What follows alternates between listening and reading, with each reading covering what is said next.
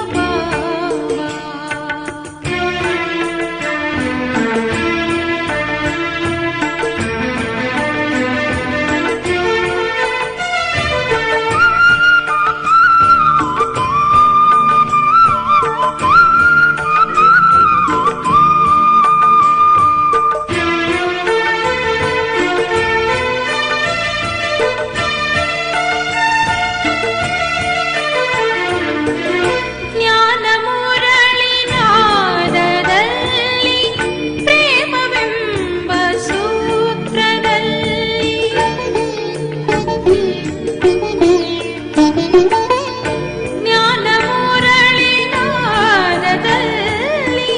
ಪ್ರೇಮವೆಂಬ ಸೂತ್ರದಲ್ಲಿ ಮಧುರ ಮೋದ ಲೋಕದಲ್ಲಿ ಬಿಂದುವಾಗಿ ಬೆಳಗುತ್ತಿರುವ ಮಧುರ ಮೋದ ಲೋಕದಲ್ಲಿ ಬಿಂದುವಾಗಿ ಬೆಳಗುತ್ತಿರುವ ಬಾಬಾ ಬಾಬಾ ನಿಮ್ಮ ಮಡಿಲಲ್ಲಿ ಕಂದನಾನು ಮುದದಲ್ಲಿ ಹೃದಯ ತುಂಬಿ ಹಾಡಿದೆ ಹೃದಯ ತುಂಬಿ ಹಾಡಿದೆ ಬಾಬಾ ಶಿವ ಬಾಬಾ ಬಾಬಾ ಶಿವ ಬಾಬಾ.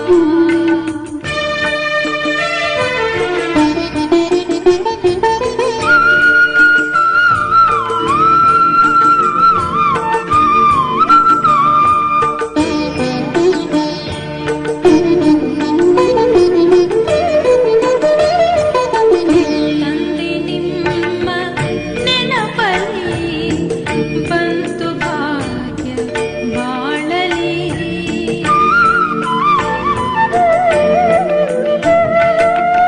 ತಂದೆ ನಿಮ್ಮ ನೆನಪಲ್ಲಿ ಬಂತು ಭಾಗ್ಯ ಬಾಳಲಿ ಮನವು ಹಗುರವಾಗಿದೆ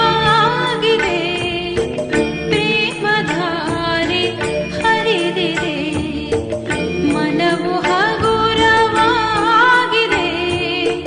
ಪ್ರೇಮಧಾರೆ ಹರಿದಿದೆ ಬಾಬಾ ಬಾಬಾ ನಿಮ್ಮ ಮಡಿಲಲ್ಲಿ ಕಂದನಾನು ಮುದದಲ್ಲಿ ಹೃದಯ ತುಂಬಿ ಹಾಡಿದೆ ಹೃದಯ ತುಂಬಿ ಹಾಡಿದೆ ಬಾಬಾ ಶಿವ ಬಾಬಾ ಬಾಬಾ ಶಿವ ಬಾಬಾ ಬಾಬಾ ಶಿವ ಬಾಬಾ.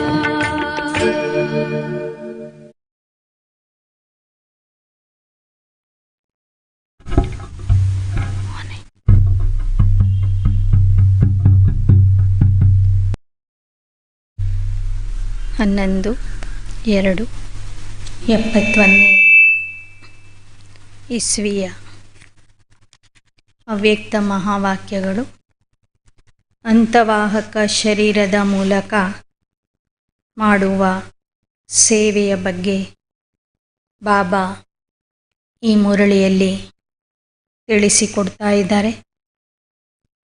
ಶಿವರಾತ್ರಿಯ ಸಮಯದಲ್ಲಿ ನೀವು ತಂದೆಯ ಪರಿಚಯವನ್ನು ಯಾವ ಥರ ಕೊಡಬೇಕು ಅಂತನೂ ಬಾಬಾ ತಿಳಿಸಿಕೊಟ್ರು.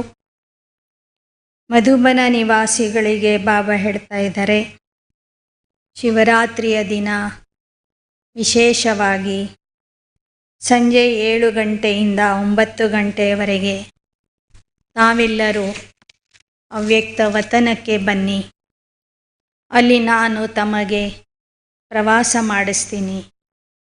ಎಲ್ಲ ಕೇಂದ್ರಗಳಲ್ಲಿ ನಡೆಯುವ ಕಾರ್ಯಕ್ರಮಗಳನ್ನು ತೋರಿಸ್ತೀನಿ, ಬಹಳ ಅದ್ಭುತ ಅನುಭವಗಳನ್ನು ಮಾಡಿಸ್ತೀನಿ ಅಂತ ಬಾಬಾ ಮಧುಬನ ನಿವಾಸಿಗಳಿಗೆ ಹೇಳ್ತಾ ಇದ್ದಾರೆ. 7 से 9 शाम को खास याद का ಪ್ರೋಗ್ರಾಮ್ ರಖನಾ. ಸಂಜೆ 7 ಗಂಟೆಯಿಂದ 9 ಗಂಟೆಯವರೆಗೆ ವಿಶೇಷವಾಗಿ ನೆನಪಿನ ಕಾರ್ಯಕ್ರಮವನ್ನು ಇಟ್ಕೊಳ್ಳಿ. यूं तो सारे दिन का ही ನಿಮಂತ್ರಣ ದೇ ರಹೆ. ಹಾಗೆ ನೋಡಿದರೆ ಬಾಬಾ ನಿಮಗೆ ಇಡೀ ದಿನವೇ ಅವ್ಯಕ್ತ ವತನಕ್ಕೆ ಬರುವ ನಿಮಂತ್ರಣ ಕೊಡ್ತಾ ಇದ್ದಾರೆ. ಲೇಕಿನ್ ವಿಶೇಷ ಯಹ ಸೈರ್ ಕಾ ಸಮಯ. ಆದರೆ ಸಂಜೆ 7ರಿಂದ 9 ಗಂಟೆಯ ಸಮಯ ಏನಿದೆ, ಇದು ವಿಶೇಷ ಪ್ರವಾಸದ ಸಮಯ ಆಗಿದೆ. ऐसे समय पर हर एक यथाशक्ति ಅನುಭವ ಕರ್ ಸಕೆ. ಆ ಸಮಯದಲ್ಲಿ ಎಲ್ಲ ಮಕ್ಕಳು ತಮ್ಮ ತಮ್ಮ ಶಕ್ತಿಯ ಅನುಸಾರವಾಗಿ ಅವ್ಯಕ್ತವತನದ ಅನುಭವ ಮಾಡಬಹುದು. मधुबन वाले विशेष स्नेही हैं, इसलिए विशेष निमंत्रण है. ಮಧುಬನ ನಿವಾಸಿಗಳು ವಿಶೇಷ ಸ್ನೇಹಿಯಾಗಿದ್ದಾರೆ. ಆದ್ದರಿಂದ ಮಧುಬನ ನಿವಾಸಿಗಳಿಗೆ ವಿಶೇಷ ನಿಮಂತ್ರಣ ಇದೆ. सिर्फ बुद्धि द्वारा अपने इस देह के भान से अलग होकर बैठना. ಕೇವಲ ಬುದ್ಧಿಯ ಮೂಲಕ ನೀವು ಆ ದಿನ ದೇಹದಿಂದ ಭಿನ್ನ ಸ್ಥಿತಿಯಲ್ಲಿ ಕೂತ್ಕೊಳ್ಬೇಕು. ಅಶರೀರಿ ಸ್ಥಿತಿಯ ಅಭ್ಯಾಸ ಮಾಡ್ತಾ ಬಾಬಾ ನೆನಪಲ್ಲಿ ಕೂತ್ಕೊಳ್ಬೇಕು. फिर ड्रामा में जो अनुभव होने हैं वह होते रहे. ನಂತರ ನಾಟಕದಲ್ಲಿ ನಿಮಗೇನು ಅನುಭವ ಆಗೋದಿರ್ತದೆ ಆ ಅನುಭವ ನಿಮಗೆ ಆಗಿಬಿಡ್ತದೆ. संदेशियों के लिए तो साक्षात्कार कॉमन बात, लेकिन बुद्धि द्वारा भी ऐसे अनुभव कर सकते. ಸಂದೇಶ ಪುತ್ರಿಯರಿಗೆ ಸಾಕ್ಷಾತ್ಕಾರ ನೋಡುವುದು ಸಾಧಾರಣ ವಿಚಾರ ಆಗಿದೆ, ಸಾಮಾನ್ಯ ವಿಚಾರ ಆಗಿದೆ. ಆದರೆ ತಾವು ಮಕ್ಕಳು ಯೋಗದ ಸ್ಥಿತಿಯಲ್ಲಿ ಕುಳಿತು ಬುದ್ಧಿಯ ಮೂಲಕನೂ ಸಂದೇಶಿಯರ ಥರನೇ ಅನುಭವ ಮಾಡಬಹುದು. इतना स्पष्ट होगा जैसे इन आँखों से देखा हुआ अनुभव है. ಈ ಸಲ ತಾವು ಈ ಅನುಭವ ಮಾಡಿ ನೋಡ್ರಿ. ಕಣ್ಣುಗಳಿಂದ ಹೇಗೆ ಸನ್ಮುಖದಲ್ಲಿ ಇರುವ ದೃಶ್ಯಗಳನ್ನು ಸ್ಪಷ್ಟವಾಗಿ ನೋಡ್ತೀರಿ, ಹಾಗೆ ಸೂಕ್ಷ್ಮವತನಕ್ಕೆ ಹೋಗಿ ನಿಮ್ಮ ದಿವ್ಯ ನೇತ್ರದಿಂದ, ಬುದ್ಧಿಯ ನೇತ್ರದಿಂದ ಬಾಬಾ ಏನು ನಿಮಗೆ ತೋರಿಸ್ತಾರೆ ಅದನ್ನು ನೀವು ಸ್ಪಷ್ಟವಾಗಿ ನೋಡಬಹುದು. ತಂದೆಯ ಜೊತೆಗೆ ವಿಶ್ವದ ಪ್ರವಾಸನೆ ಮಾಡಬಹುದು. अच्छा, टीचर्स के साथ मुलाकात. ಮುರಳಿಯ ನಂತರ ಬಾಬಾ ನಿಮಿತ್ಯ ಶಿಕ್ಷಕಿಯರ ಜೊತೆಗೆ ಮಾತಾಡ್ತಾ ಇದ್ದಾರೆ. इस ग्रुप को कौन सा ग्रुप कहे? स्पीकर्स अर्थात स्पीच करने वाले. ಈ ತಂಡಕ್ಕೆ ಯಾವ ತಂಡ ಅಂತ ಹೇಳಬೇಕು. ತಾವೆಲ್ಲರೂ ಭಾಷಣ ಮಾಡುವಂಥವರಾಗಿದೆ. ಅನೇಕರಿಗೆ ಮಾತಿನ ಮೂಲಕ ತಂದೆಯ ಸಂದೇಶ ಕೊಡುವಂಥವರಾಗಿದೆ. ಸ್ಪೀಚ್ ಕೆ ಸಾಥ್ ಸ್ಪೀಡ್ ಬಿ ಹೇ. ಭಾಷಣದ ಜೊತೆಗೆ ಪುರುಷಾರ್ಥದ ವೇಗವೂ ಸಹ ಅಷ್ಟೇ ಫಾಸ್ಟಾಗಿ ತೀವ್ರವಾಗಿ ನಡೀತಾ ಇದೆ. क्योंकि स्पीच के साथ साथ स्पीड भी है, तो ऐसे स्पीच करने वाले के प्रभाव से विश्व का कल्याण हो सकता है.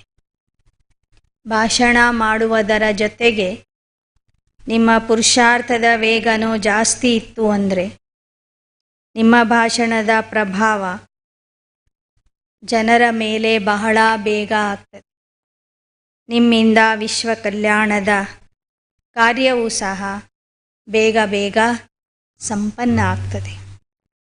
अगर स्पीड के बिना स्पीच है तो विश्व का कल्याण होना मुश्किल हो जाता. ಪುರುಷಾರ್ಥದ ವೇಗ ಕಡಿಮೆ ಇತ್ತು ಅಂದರೆ ನಿಮ್ಮ ಭಾಷಣದ ಪ್ರಭಾವ ಹೆಚ್ಚಿನ ಪ್ರಮಾಣದಲ್ಲಿ ಕಾಣೋದಿಲ್ಲ. ವಿಶ್ವ ಕಲ್ಯಾಣ ಆಗುವುದು ಕಷ್ಟ ಆಗಿಬಿಡ್ತು. ನೀವೇನು ಭಾಷಣ ಮಾಡ್ತೀರಿ ಅದರ ಜೊತೆ ಜೊತೆಗೆ ಪುರುಷಾರ್ಥದ ವೇಗನೂ ಜಾಸ್ತಿ ಇರಬೇಕು. ಜ್ಞಾನದ ಜೊತೆಗೆ ಯೋಗ ಧಾರಣೆನೂ ಇರಬೇಕು. तो ऐसे कहे कि यह स्पीच और स्पीड में ಚಲನೆ ವಾಲೆ ಗ್ರೂಪ್. ಅದಕ್ಕಾಗಿ ಬಾಬಾ ಹೇಳ್ತಿದ್ದಾರೆ, ಈ ತಂಡದವರು ಭಾಷಣದ ಜೊತೆಗೆ ತೀವ್ರಗತಿಯ ಪುರುಷಾರ್ಥ ಮಾಡುವಂತಹ ತಂಡದವರು ಆಗಿದ್ದಾರೆ. ಜಿನೋಂಕಿ ಸ್ಪೀಚ್ भी पावरफुल, स्पीड भी पावरफुल है, उनको कहते हैं ವಿಶ್ವ ಕಲ್ಯಾಣಕಾರಿ.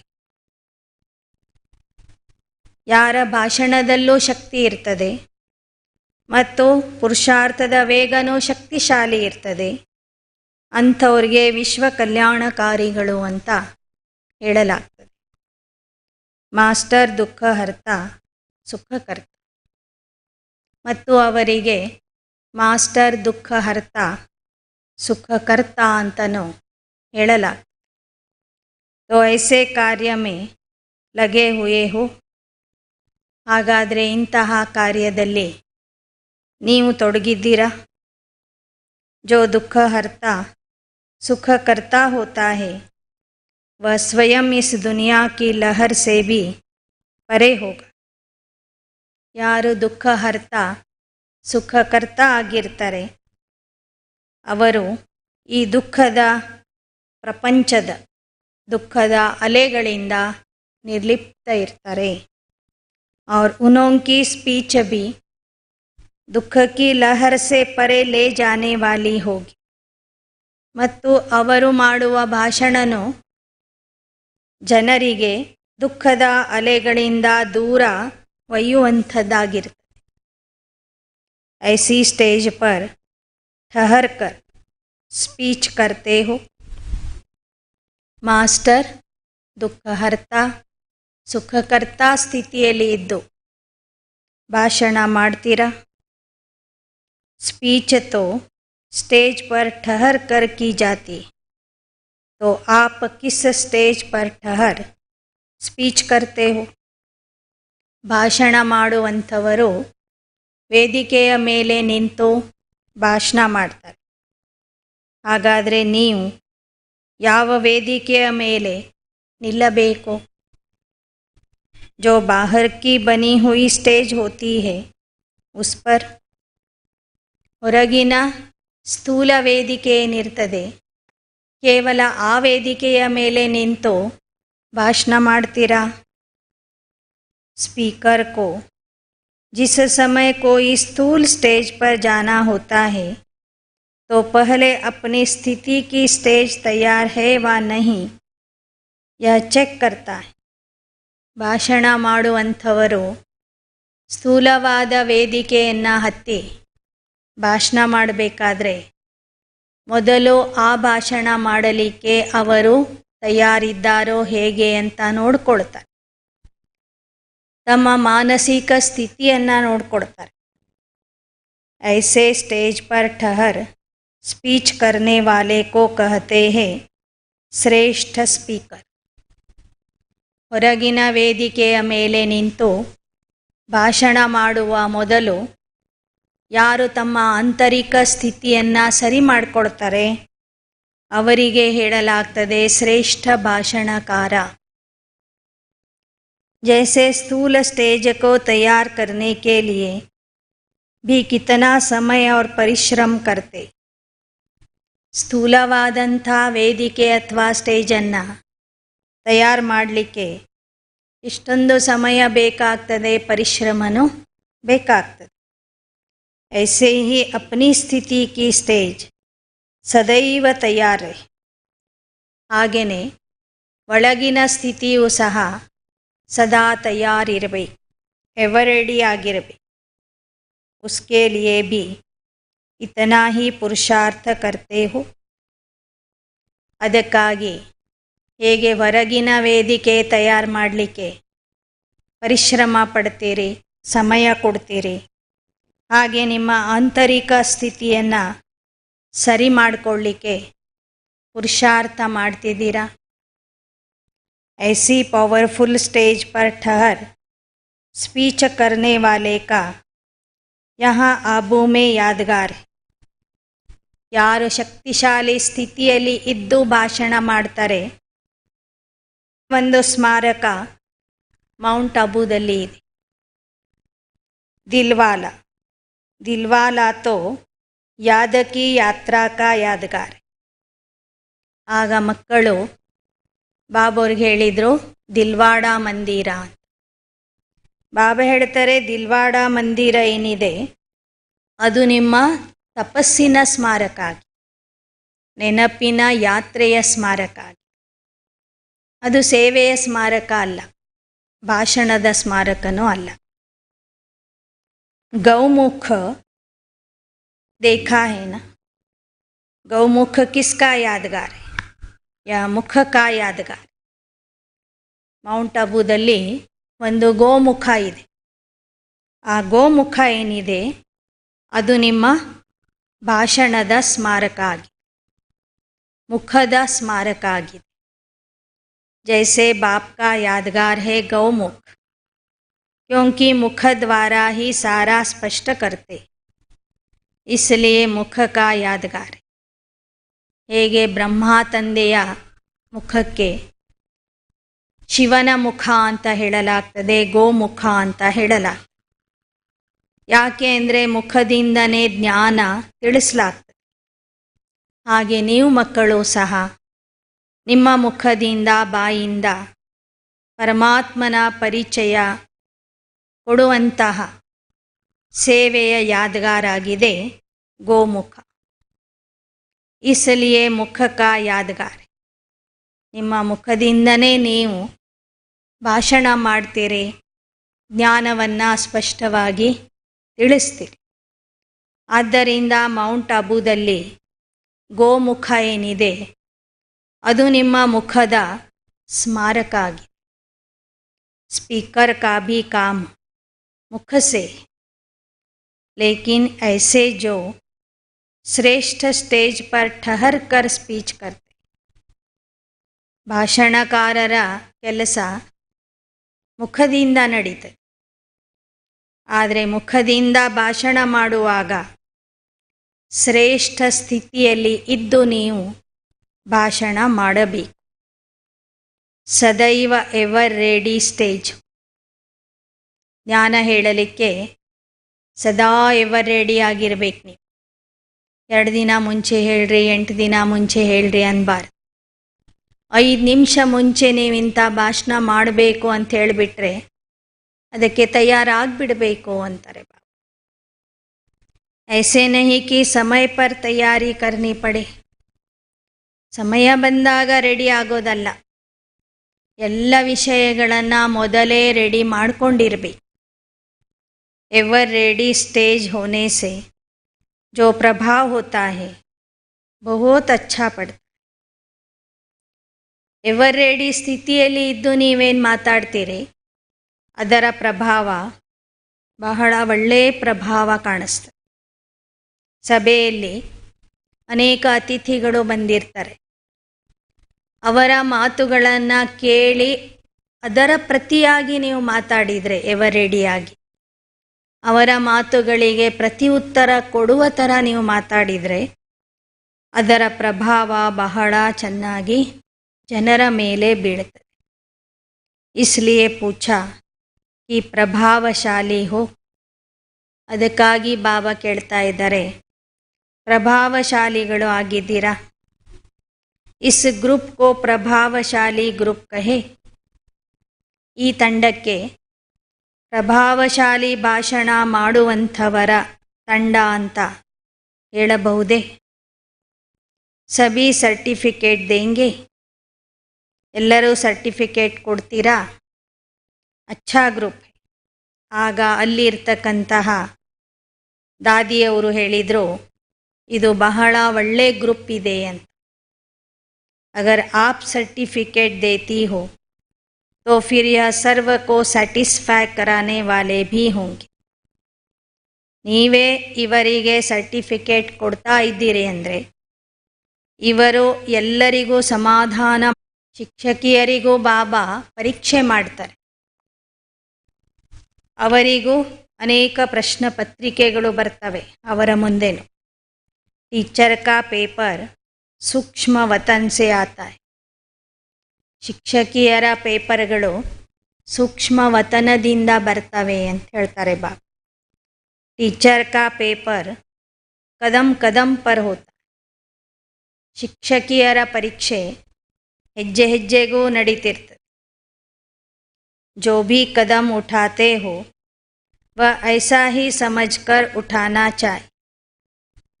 ಯಾವುದೇ ಹೆಜ್ಜೆಯನ್ನು ಇಡ್ತೀರಿ ಅಂದರೆ ವಿಚಾರ ಮಾಡಿ ಮುಂದಾಲೋಚನೆ ಮಾಡಿ ನೀವು ಹೆಜ್ಜೆಯನ್ನು ಇಡಬೇಕು. ಈ ಪೇಪರ್ ಹಾಲ್ ಮೇ ಬೈಠ್ಕರ್ ಕದಮ್ ಉಠಾತಿ ಹೂँ. ಪರೀಕ್ಷೆಯ ಸಭಾಗೃಹಕ್ಕೆ ಹೋದ ನಂತರ ನಾನು ಯೋಚನೆ ಮಾಡ್ತೀನಿ, ಹೆಜ್ಜೆ ಇಡ್ತೀನಿ ಅಂದರೆ ನಡೆಯೋದಿಲ್ಲ. ಕ್ಯೋಂಕಿ ಸ್ಪೀಕರ್ ಅರ್ಥಾತ್ ಸ್ಟೇಜ್ ಪರ್ ಬೈಠೆ. ಭಾಷಣಕಾರರು ಅಂದರೆ ಸದಾ ಅವರು ವೇದಿಕೆಯ ಮೇಲೆ ಇದ್ದಾರೆ ಅಂತ ತಿಳ್ಕೋಬೇಕು.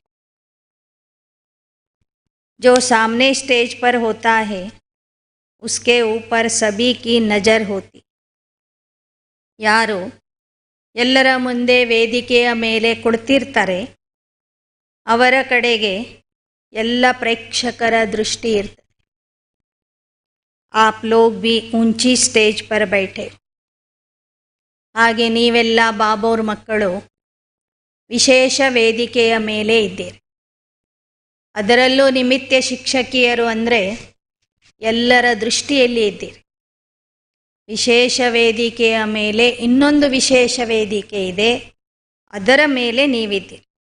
ಉನ್ನತ ವೇದಿಕೆಯ ಮೇಲೆ ಇದ್ದೀರಿ. ಅನೇಕ ಆತ್ಮಾओं की निगाह आप लोगों के कदम. ಅನೇಕ ಆತ್ಮರ ದೃಷ್ಟಿ ನಿಮ್ಮ ಹೆಜ್ಜೆಗಳ ಮೇಲೆ ಇದೆ, ಅಂದರೆ ನಿಮ್ಮ ಕರ್ಮಗಳ ಮೇಲೆ ಇದೆ. ಅನೇಕರು ನಿಮ್ಮ ಕರ್ಮಗಳನ್ನು ಚಲನೆ ವಲನೆಯನ್ನು ಗಮನಿಸ್ತಾ ಇರ್ತಾರೆ.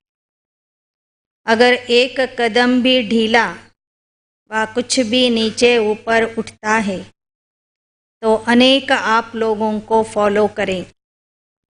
ಒಂದು ವೇಳೆ ನಿಮಿತ್ತ ಶಿಕ್ಷಕಿಯರು ಹೆಜ್ಜೆಗಳನ್ನು ಹೆಚ್ಚು ಕಡಿಮೆ ಇಟ್ಬಿಟ್ರೆ ಅಥವಾ ನಿಮ್ಮ ಸ್ಥಿತಿ ಮೇಲೆ ಕೆಳಗೆ ಮಾಡಿಕೊಂಡ್ರೆ ನಿಮ್ಮ ವಿದ್ಯಾರ್ಥಿಗಳ ಸ್ಥಿತಿಯೂ ಸಹ ಅದೇ ಥರ ಆಗಿಬಿಡ್ತದೆ. ನಿಮಗೆ ಅನುಕರಣೆ ಮಾಡುವಂಥವರ ಸ್ಥಿತಿನೂ ಅದೇ ಥರ ಆಗ್ತದೆ.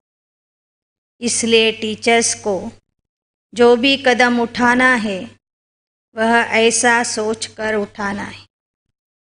ಅದಕ್ಕಾಗಿ ಶಿಕ್ಷಕಿಯರು ನೀವು ಯಾವುದೇ ಹೆಜ್ಜೆಯನ್ನು ಇಡುವಾಗ ವಿಚಾರ ಮಾಡಿ ಹೆಜ್ಜೆಯನ್ನು ಇಡಬೇಕು. क्योंकि ताजधारी बने होना ताज कौन सा मिला है. ನೀವೆಲ್ಲರೂ ಕಿರೀಟಧಾರಿಗಳಾಗಿದ್ದೀರಿ. ನಿಮಗೆ ಯಾವ ಕಿರೀಟ ಕೊಟ್ಟಿದ್ದಾರೆ ಬಾಬಾ? ಯಾವ ಕಿರೀಟ ಸಿಕ್ಕಿದೆ ನಿಮಗೆ? ಜಿಮ್ಮೇವಾರಿ ಕಾ ತಾಜ್.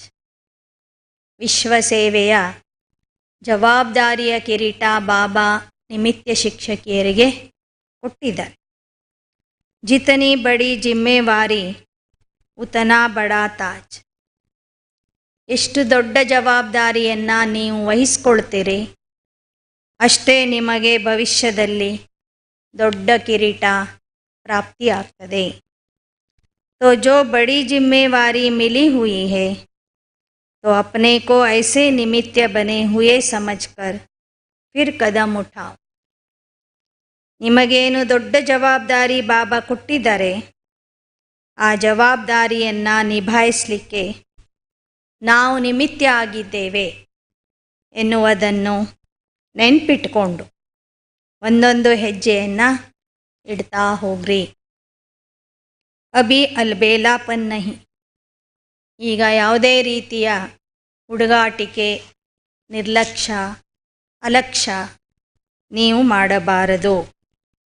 ताजवा तख्तधारी बनने के बाद अलबेलापन समाप्त हो जाता है.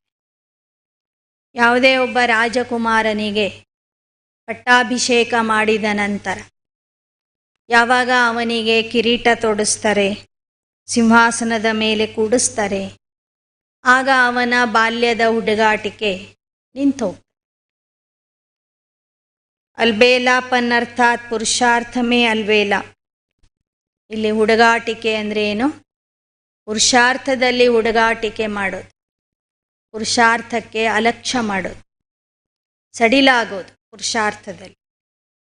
इस ग्रुप को सदैव यह समझना चाहिए कि जो भी कदम व कर्म होता है वह हर कर्म विश्व के लिए एक एग्जाम्पल बन करके रहे। ಸದಾ ನೆನ್ಪಿಟ್ಕೊಳ್ಳಿ, ನೀವು ಯಾವ ಹೆಜ್ಜೆಯನ್ನು ಇಡ್ತೀರಿ, ಯಾವ ಕರ್ಮವನ್ನು ಮಾಡ್ತೀರಿ, ಆ ಕರ್ಮ ವಿಶ್ವದ ಮುಂದೆ ಉದಾಹರಣೆ ಆಗ್ತಾ ಇದೆ, मादरी ಆಗ್ತಾ ಇದೆ। क्योंकि आप लोगों के इन कर्मों का कहानियों के रूप में यादगार बने। ತಾವು ಜವಾಬ್ದಾರಿ ವಹಿಸಿಕೊಂಡಿರುವಂತಹ ನಿಮಿತ್ತ ಶಿಕ್ಷಕಿಯರು ಸಂಗಮ ಯುಗದಲ್ಲಿ ಯಾವ ಕರ್ಮಗಳನ್ನು ಮಾಡ್ತೀರಿ, ಆ ಕರ್ಮದ ಚರಿತ್ರೆ ಕಥೆಗಳ ರೂಪದಲ್ಲಿ ನಿರ್ಮಾಣ ಆಗ್ತದೆ। ಭಕ್ತಿ ಮಾರ್ಗದ ಎಲ್ಲ ಕಥೆಗಳು ಸಂಗಮ ಯುಗದಲ್ಲಿ ನೀವು ಮಾಡಿದ ಕರ್ಮಗಳ ಚರಿತ್ರೆ ಆಗಿದೆ, ವರ್ಣನೆ ಆಗಿದೆ। आप लोगों के यह ಚರಿತ್ರ ಗಾಯನ ಯೋಗ್ಯ ಬನ್ನಿ। ನೀವು ಮಾಡುವ ಒಂದೊಂದು ಕರ್ಮ, ನಿಮ್ಮ ಒಂದೊಂದು ಚರಿತ್ರೆಯೂ ಸಹ ಗಾಯನ ಯೋಗ್ಯ ಆಗ್ತದೆ। ಭಕ್ತರು ಅದರ ಬಗ್ಗೆ ವರ್ಣನೆ ಮಾಡ್ತಾರೆ, ಗಾಯನ ಮಾಡ್ತಾರೆ, ಕೀರ್ತನೆಯ ರೂಪದಲ್ಲಿ ಅದನ್ನು ಹಾಡ್ತಾರೆ। ನಿಮ್ಮ ಕರ್ಮಗಳನ್ನು, ನಿಮ್ಮ ವರ್ತನೆಯನ್ನು, ನಿಮ್ಮ ಚರಿತ್ರೆಯನ್ನು ಹಾಡೋದ್ರಲ್ಲಿ, ಕೇಳೋದ್ರಲ್ಲಿ ತಮ್ಮ ಭಾಗ್ಯ ಅಂತ ಅನುಭವ ಮಾಡ್ತಾರೆ। ಇತನಿ ಜಿಮ್ಮೇವಾರಿ ಸಮಜ್ಕರ್ ಚಲ್ತೆ ಹೋ। ಗಾಯನ ಯೋಗ್ಯ, ಮಹಿಮಾ ಯೋಗ್ಯ, ಪೂಜೆಗೆ ಯೋಗ್ಯ ಕರ್ಮಗಳನ್ನು ನಾನು ಮಾಡಬೇಕು ಎಂಬ ಜವಾಬ್ದಾರಿಯನ್ನು ನೆನ್ಪಿಟ್ಕೊಂಡು ನಡೀತಾ ಇದ್ದೀರಾ। यह इस जिम्मेवार ग्रुप की विशेषताएं। ಇದು ಈ ನಿಮಿತ್ತ ಜವಾಬ್ದಾರ ಮಕ್ಕಳ, ಜವಾಬ್ದಾರಿ ವಹಿಸಿಕೊಂಡಿರುವಂತಹ ಮಕ್ಕಳ ವಿಶೇಷತೆ ಆಗಿದೆ। जो जितना जिम्मेवार उतना ही हल्का भी रहे। ಲೌಕಿಕದಲ್ಲಿ ಜವಾಬ್ದಾರಿ ಜಾಸ್ತಿ ಇತ್ತು ಅಂದರೆ ತಲೆ ಭಾರ ಆಗ್ತದೆ, ಟೆನ್ಷನ್ ಆಗ್ತದೆ। ಇಲ್ಲಿ ಎಷ್ಟು ದೊಡ್ಡ ಜವಾಬ್ದಾರಿಯನ್ನು ವಹಿಸ್ಕೊಳ್ತೀರಿ ಅಷ್ಟೇ ಬಾಬಾ ನಿಮಗೆ ಹಗೂರ ಮಾಡಿಬಿಡ್ತಾರೆ। ಈ ಜವಾಬ್ದಾರಿಯಿಂದ ಹಗೂರತೆಯ ಅನುಭವ ಮಾಡ್ತೀರಿ ಅಂತ ಬಾಬಾ ಹೇಳ್ತಿದ್ದಾರೆ। ಓಂ ಶಾಂತಿ। ಇವತ್ತಿಗೆ 11/2/71 ತಾರೀಕಿನ ಮುರಳಿ ಮುಗೀತು। ಓಂ ಶಾಂತಿ।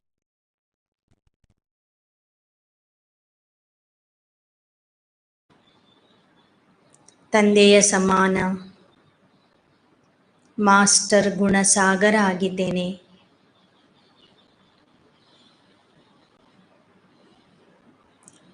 ನನ್ನ ಈ ಸೂಕ್ಷ್ಮ ಶರೀರದ ರೋಮ ರೋಮದಲ್ಲಿ ಆ ಸರ್ವಶಕ್ತಿಗಳು ಹಾಗೂ ಗುಣಗಳ ಸಂಚಾರ ಆಗುತ್ತಿದೆ। ಸರ್ವಶಕ್ತಿಗಳು ಹಾಗೂ ಗುಣಗಳಿಂದ ನಾನು ಭರ್ಪೂರ ಆತ್ಮ ಆಗಿದ್ದೇನೆ।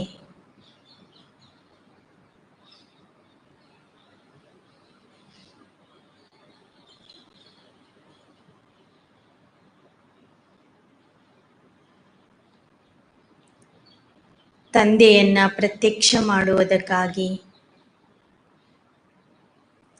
ನಾನು ಫರಿಷ್ಠಾ ಆತ್ಮ ಬಾಪ್ ದಾದಾರವರ ಜೊತೆಗೆ ಸೃಷ್ಟಿಯ ಗ್ಲೋಬಿನ ಮೇಲೆ ಬಂದು ನಿಂತಿದ್ದೇನೆ। ನನಗಿಂತ ಸ್ವಲ್ಪ ಮೇಲೆ ಅವ್ಯಕ್ತ ಬಾಪ್ ದಾದಾರವರು ಸಹ ಫರಿಷ್ಠಾ ರೂಪದಲ್ಲಿ ನಿಂತಿದ್ದಾರೆ।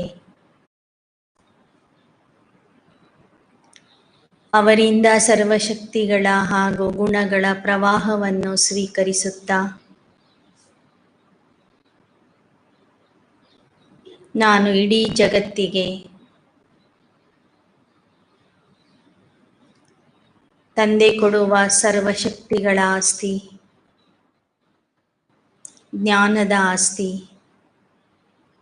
ಗುಣಗಳ ಆಸ್ತಿಯನ್ನು ಸಕಲ ಜೀವಾತ್ಮರಿಗೆ ಹಂಚುತ್ತಿದ್ದೇನೆ.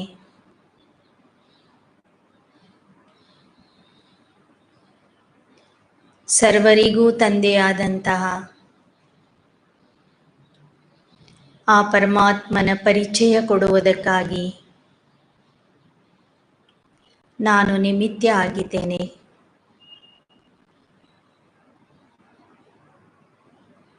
ಸಂಗಮ ಯುಗದಲ್ಲಿ ನನಗೆ ಸಿಕ್ಕಿರುವ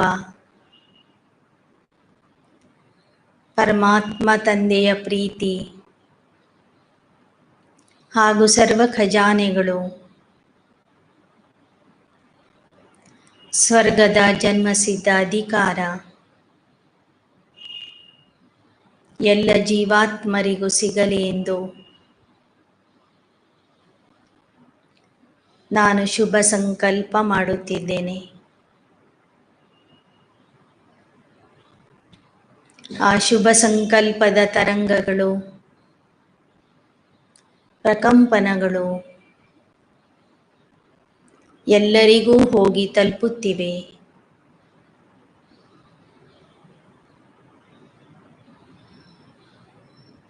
ಎಲ್ಲರೂ ತಂದೆಯನ್ನ ಗುರ್ತಿಸಲು, ತಂದೆಯ ಪರಿಚಯವನ್ನ ತಿಳಿದುಕೊಳ್ಳಲು ನನ್ನ ಹತ್ತಿರ ಬರುತ್ತಿದ್ದಾರೆ.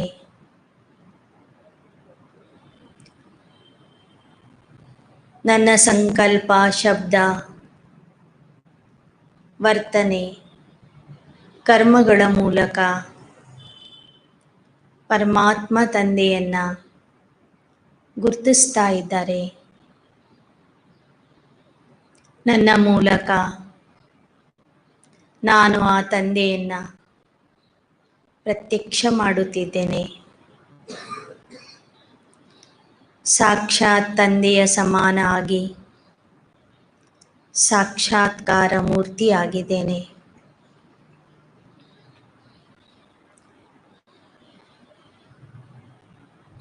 ನನ್ನ ಈ ಸೇವೆಯನ್ನು ನೋಡಿ ಬಾಪ್ ದಾದಾರವರು ಸಹ ಅತ್ಯಂತ ಹರ್ಷಿತರಾಗುತ್ತಿದ್ದಾರೆ.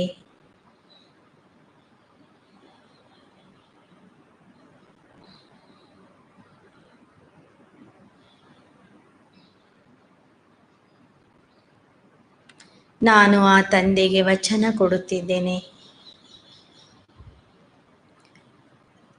5000 ವರ್ಷಗಳ ನಂತರ ಸಿಕ್ಕಿರುವಂತಹ ಹೇ ತಂದೆಯೇ, ಸಂಗಮ ಯುಗದ ಕೊನೆಯವರೆಗೂ ನಾನು ನಿನ್ನ ಸಂಗ ಹಾಗೂ ಕೈಯನ್ನು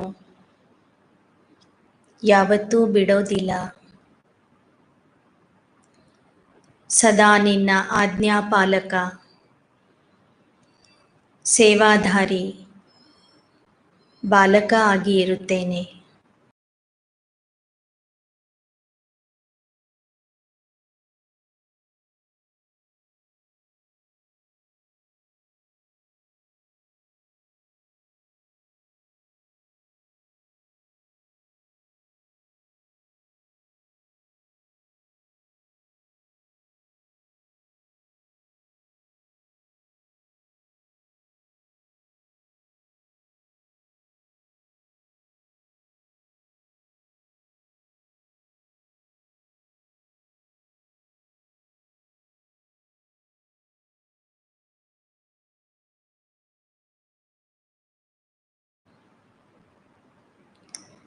ನಿನ್ನ ಹೆಸರಿಗೆ ಹಾಗೂ ನಿನ್ನ ಕರ್ತವ್ಯಕ್ಕೆ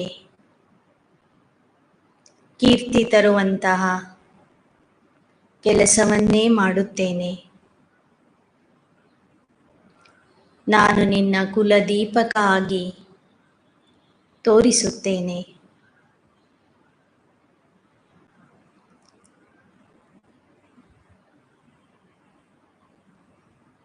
ನೀನು ನನ್ನ ಮೇಲೆ ಇಟ್ಟಿರುವ ಭರವಸೆಯನ್ನು, ಆಶೆಗಳನ್ನು ನಾನು ಪೂರ್ಣ ಮಾಡಿ ತೋರಿಸುತ್ತೇನೆ. ನಿನ್ನ ಆಶೆಯ ದೀಪಕ ಆಗುತ್ತೇನೆ. ವಿಶ್ವಕ್ಕೆ ನಿನ್ನ ಪರಿಚಯ ಕೊಡುವಂತಹ, ಜ್ಞಾನದ ಬೆಳಕನ್ನು ಕೊಡುವಂತಹ ವಿಶ್ವದೀಪಕ ಆಗುತ್ತೇನೆ. ತಂದೆಯ ಕೈ ಹಿಡಿದು ದೃಢ ಸಂಕಲ್ಪ ಮಾಡುತ್ತಾ ಮತ್ತೆ ತಂದೆಯ ಜೊತೆಗೆ ಸೂಕ್ಷ್ಮವತನಕ್ಕೆ ಹೋಗಿರಿ.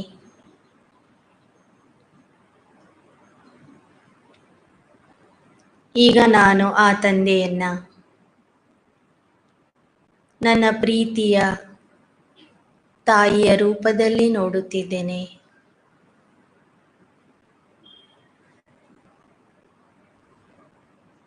ತಂದೆ ನೀನು, ತಾಯಿ ನೀನು, ಬಂಧು ನೀನು, ಬಳಗ ನೀನು ಎಂದು ಯಾರನ್ನ ಕುರಿತು ಮಹಿಮೆ ಮಾಡಿದರು, ಗುಣಗಾಯನ ಮಾಡಿದರು, ಆ ಪರಮಾತ್ಮನೇ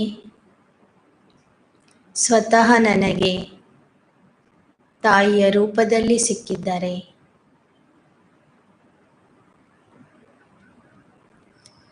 ಐದು 5000 ವರ್ಷಗಳಿಂದ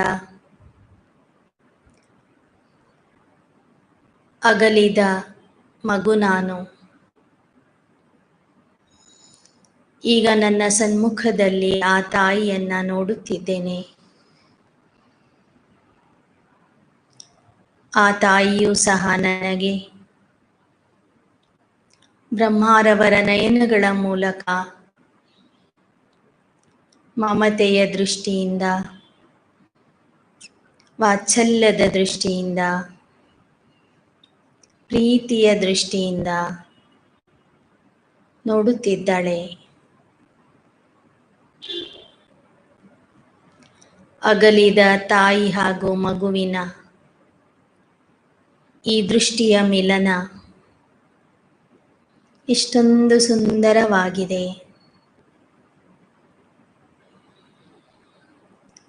ನಾನು ನನ್ನ ತಾಯಿಯನ್ನ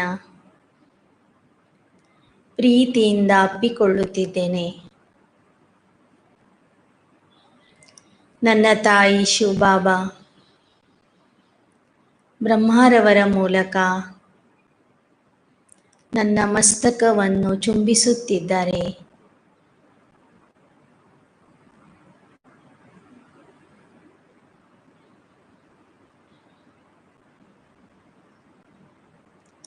ತಾಯಿಯ ಸ್ಪರ್ಶದಿಂದ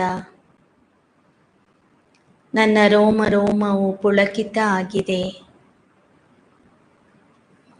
ಆನಂದ ಬಾಷ್ಪಗಳು ನನ್ನ ನಯನಗಳಿಂದ ಉದರುತ್ತಿವೆ.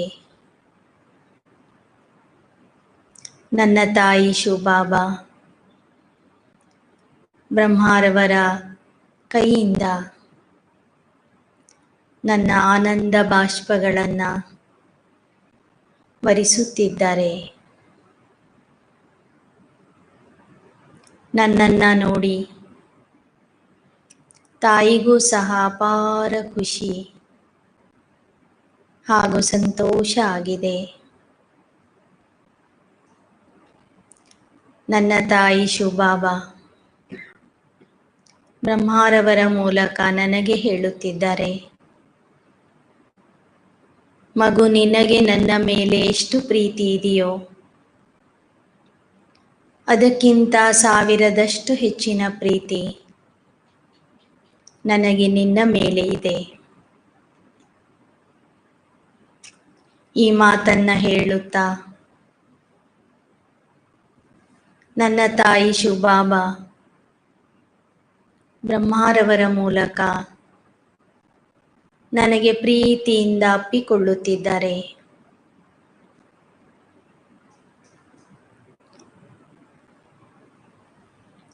ತನ್ನ ಮೃದುವಾದ ಹಸ್ತಗಳನ್ನು ಸೆರಗಿನ ರೂಪದಲ್ಲಿ ನನಗೆ ಹೊದಿಸುತ್ತಿದ್ದಾರೆ.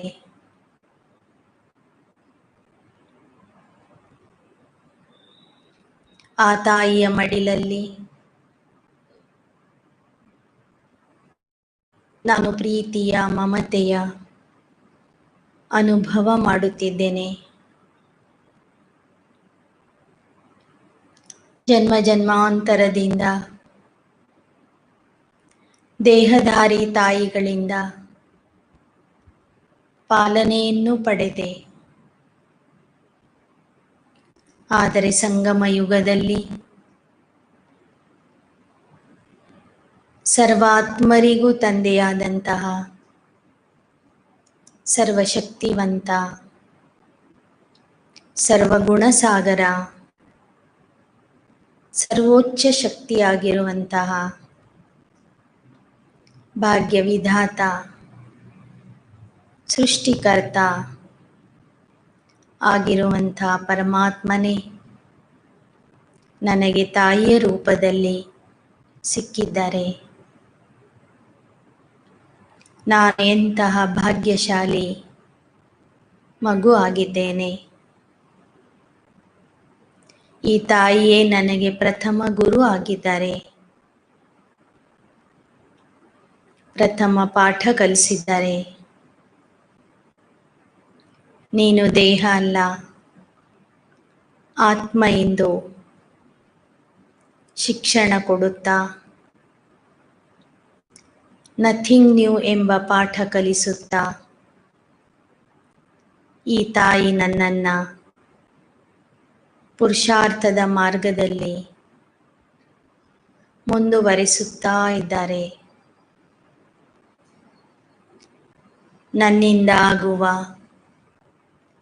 ಸಣ್ಣ ಪುಟ್ಟ ತಪ್ಪುಗಳಿಗೆ ವಿಶಾಲ ಹೃದಯದಿಂದ ನನಗೆ ಕ್ಷಮಿಸುತ್ತಾರೆ.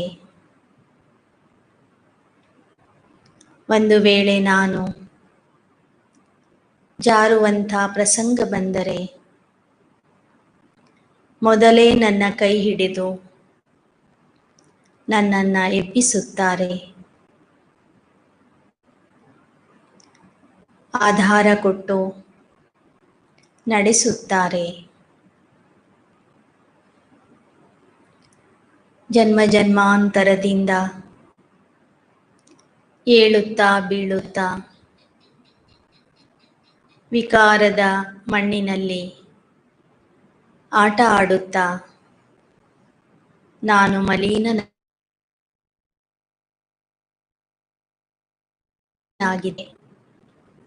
ನನ್ನ ತಾಯಿ ಶಿವಬಾಬಾ ಅದನ್ನು ಗಮನಿಸದೆ ನನ್ನ ಎಲ್ಲ ಅವಗುಣಗಳ ಸಹಿತವಾಗಿ ನನ್ನನ್ನು ಅಪ್ಪಿಕೊಂಡಿದ್ದಾರೆ. ಪ್ರತಿದಿನ ಜ್ಞಾನ ಜಲದಿಂದ ನನಗೆ ಸ್ನಾನ ಮಾಡಿಸುತ್ತಾರೆ. ದಿವ್ಯ ಗುಣಗಳಿಂದ ನನಗೆ ಶೃಂಗಾರ ಮಾಡುತ್ತಾರೆ. ಮತ್ತೆ ಮತ್ತೆ ಮಣ್ಣಿನಲ್ಲಿ ಆಟ ಆಡಲು ಹೋಗಬೇಡ ಎಂದು ಎಚ್ಚರಿಕೆ ಕೊಡುತ್ತಾರೆ.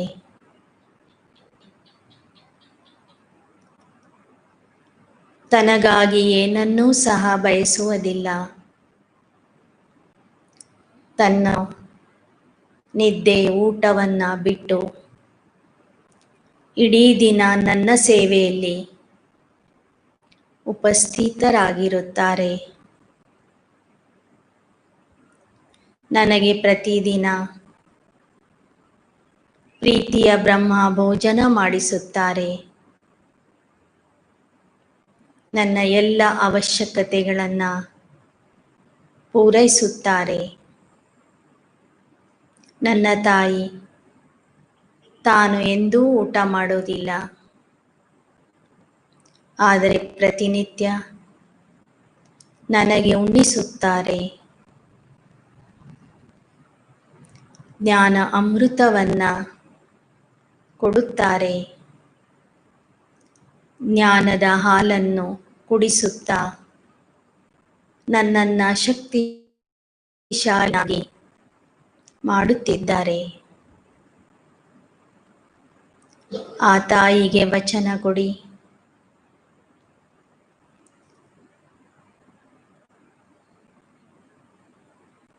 ನಾನು ನಿನ್ನ ಕೈಯನ್ನು ಸಂಗಮ ಯುಗದ ಕೊನೆಯವರೆಗೂ ಬಿಡೋದಿಲ್ಲ. ನಿನ್ನ ಪಾಲನೆಗೆ ಪ್ರತಿಯಾಗಿ ನಿನ್ನನ್ನು ಈ ಜಗತ್ತಿನಲ್ಲಿ ಪ್ರತ್ಯಕ್ಷ ಮಾಡುವಂತಹ ಸೇವೆಯಲ್ಲಿ ನಾನು ನಿರತ ಆಗುತ್ತೇನೆ.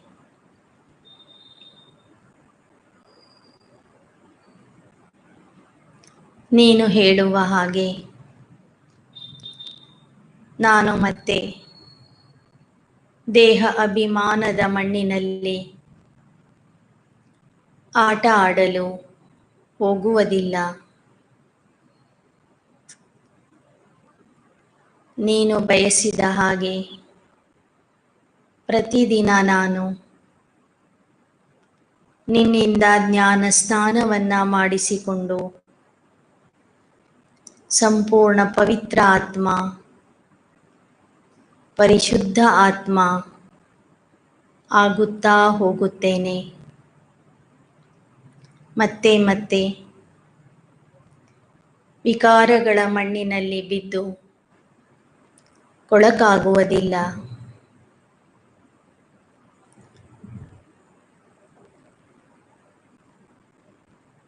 ನನಗಾಗಿ ನೀನು ಮಾಡುತ್ತಿರುವ ಸೇವೆಗೆ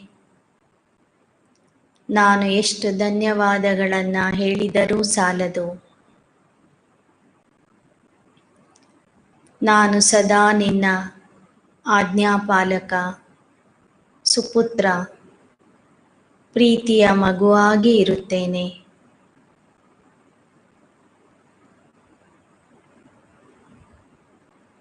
ನೀನು ಕೊಡುತ್ತಿರುವ ತಾಯಿಯ ಸ್ನೇಹ, ಪ್ರೀತಿ, ವಾತ್ಸಲ್ಯವನ್ನು ಹಾಗೂ ಜ್ಞಾನಾಮೃತವನ್ನು ಇಡೀ ಜಗತ್ತಿಗೆ ಹಂಚುತ್ತೇನೆ. ನಾನು ಸದಾ ನಿನ್ನ ಛತ್ರಛಾಯೆಯಲ್ಲಿ ಸುರಕ್ಷಿತವಾಗಿ ಇರುತ್ತೇನೆ. ನಿನ್ನ ವರದಾನಿ ಹಸ್ತಗಳೇ ನನ್ನ ರಕ್ಷಣೆಯ ಛತ್ರಛಾಯೆಯಾಗಿದೆ.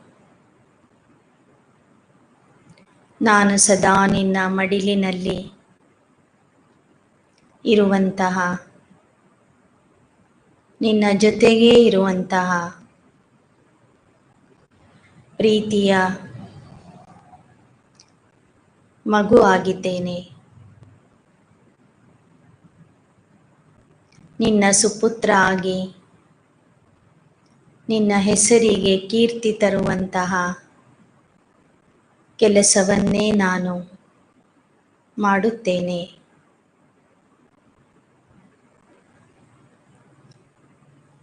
ಹೀಗೆ ತಾಯಿಗೆ ವಚನ ಕೊಡುತ್ತಾ ನೀವು ಹಾಗೂ ಬಾಪ್ ದಾದಾರವರು ಫರಿಷ್ಠಾ ರೂಪಧಾರಿಯಾಗಿ ಸೃಷ್ಟಿಯ ಗ್ಲೋಬಿನ ಮೇಲೆ ಬಂದು ನಿಂತ್ಕೊಳ್ಳಿ. ಬಾಪ್ ದಾದಾರವರಿಂದ ಸುಖ, ಶಾಂತಿ, ಪ್ರೀತಿ, ವಾತ್ಸಲ್ಯ, ಮಮತೆ ಹಾಗೂ ಸರ್ವಶಕ್ತಿಗಳ ಪ್ರವಾಹ ನನ್ನಲ್ಲಿ ಬರುತ್ತಿದೆ. ನಾನು ಆ ಸರ್ವಶಕ್ತಿಗಳನ್ನು ಹಾಗೂ ಪರಮಾತ್ಮ ತಾಯಿಯ ರೂಪದಲ್ಲಿ ಕೊಡುತ್ತಿರುವಂತಹ ಆತ್ಮಿಕ ಸ್ನೇಹ, ಪ್ರೀತಿಯನ್ನು ನಾನು ಜಗತ್ತಿನ ಎಲ್ಲ ಆತ್ಮರಿಗೆ ಹಂಚುತ್ತಿದ್ದೇನೆ. ನಿಮ್ಮ ಸಂಪರ್ಕದಲ್ಲಿರುವಂತಹ ಅನಾಥ ಮಕ್ಕಳನ್ನು ನಿಮ್ಮ ಸನ್ಮುಖದಲ್ಲಿ ಮರ್ಜ್ ಮಾಡ್ಕೊಳ್ಳಿ. ಅನಾಥರು ಅಂದರೆ ಪರಮಾತ್ಮನ ಪರಿಚಯ ಇಲ್ಲದೆ ಇರುವಂತಹ ಹಾಗೂ ತಂದೆ ತಾಯಿಯ ಪ್ರೀತಿಯನ್ನು ಅನುಭವ ಮಾಡದೇ ಇರುವಂತಹ ಆತ್ಮರನ್ನ ನಿಮ್ಮ ಸನ್ಮುಖದಲ್ಲಿ ಮರ್ಜ್ ಮಾಡ್ಕೊಳ್ಳಿ. ಲೌಕಿಕದಲ್ಲಿ ತಂದೆ ತಾಯಿಯನ್ನ ಕಳೆದುಕೊಂಡಿರುವಂತಹ ಆತ್ಮರನ್ನ ಇಮರ್ಜ್ ಮಾಡ್ಕೊಳ್ಳಿ. ಆ ಪರಮಾತ್ಮ ತಾಯಿಯ ಪ್ರೀತಿ, ಸ್ನೇಹ, ಸುಖ, ಶಾಂತಿ ಹಾಗೂ ಸರ್ವಶಕ್ತಿಗಳನ್ನು ಆ ಎಲ್ಲ ಆತ್ಮರಿಗೂ ಕೊಡುತ್ತಾ ಹೋಗ್ರಿ.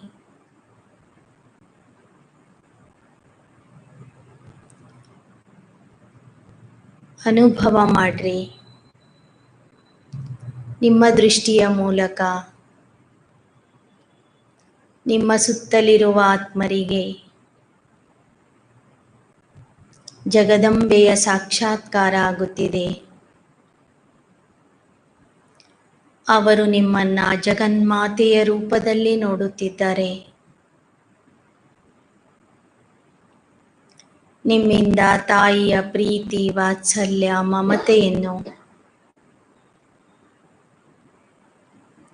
ಹಾಗೂ ಸರ್ವಶಕ್ತಿಗಳನ್ನು ಅನುಭವ ಮಾಡುತ್ತಿದ್ದಾರೆ. ನಿಮ್ಮ ಪರಿಚಯದ ಬಂಧುಗಳನ್ನ, ಸಂಪರ್ಕದಲ್ಲಿ ಇರುವ ಆತ್ಮರನ್ನ ಸನ್ಮುಖದಲ್ಲಿ ಇಮರ್ಜ್ ಮಾಡಿ.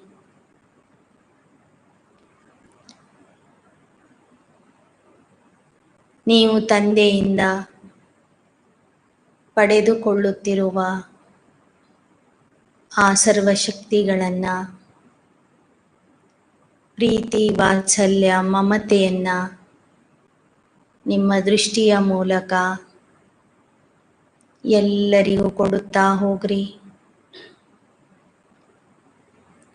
ಒಬ್ಬೊಬ್ಬರನ್ನೇ ನೋಡುತ್ತಾ ಆ ಪ್ರವಾಹ ಎಲ್ಲರಲ್ಲಿಯೂ ಹರಡಿಸುತ್ತಾ ಹೋಗ್ರಿ. ಒಂದೆರಡು ಕ್ಷಣ ಅದೇ ಅನುಭವದಲ್ಲಿ ನಾವು ಸ್ಥಿತ ಆಗೋಣ.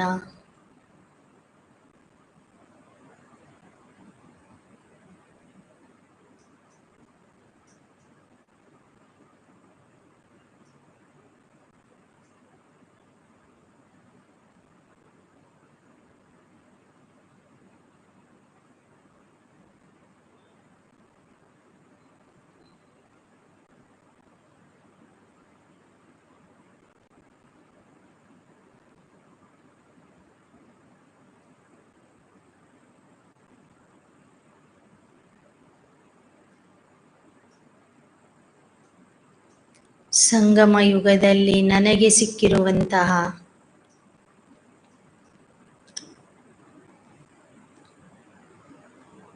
ಪರಮಾತ್ಮನ ತಾಯಿ ಸ್ವರೂಪದ ಪ್ರೀತಿ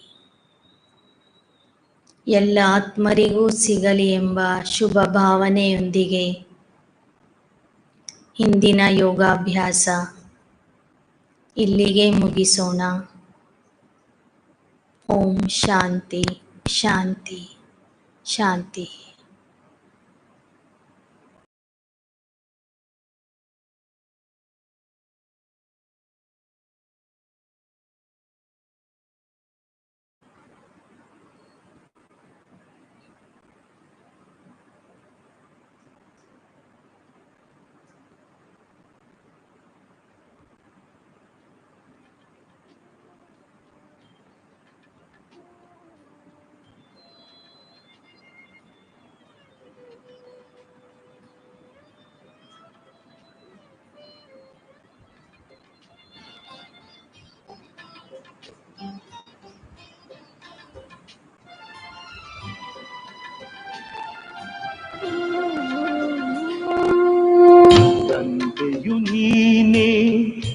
ತಾಯಿಯು ನೀನೆ, ಬಂಧುವು ನೀನೆ, ಬಳಗವು ನೀನೆ, ತಂದೆಯು ನೀನೆ, ತಾಯಿಯು ನೀನೆ.